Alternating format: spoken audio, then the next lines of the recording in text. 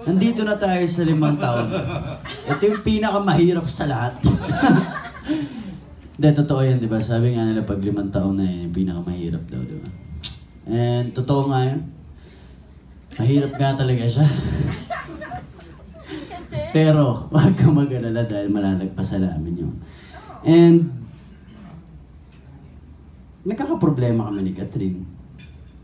And, hindi mo maiiwasan na talagang nag-aaway talaga kami. Usually, sino yung unang nagsisorry? At ano yung reason ng Ako. Kasi wala siya reaction, di ba? Kasi totoo eh. Pero dapat naman talaga ako. Kahit mali ko, ako pa rin dapat. Ay! Kahit mali mo pala.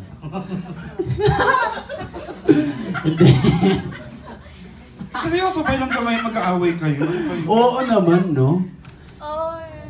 Oo, pero ganun talaga eh. Hindi naman pwedeng wala namang perfectong relasyon na hindi kayo nag-aaway, di ba? Siguro sa ibang dimension may ganun, pero dito walang ganun, di ba? And parang kailangan mong pagdaanan yun para mas makilala nyo pa ang isa't isa lalo. Para mas malaman nyo pa kung gaano nyo kamahal ang isa't isa.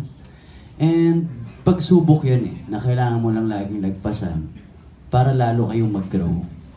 Diba? Boom! Galing ha! Pinakamahabang sagot mo.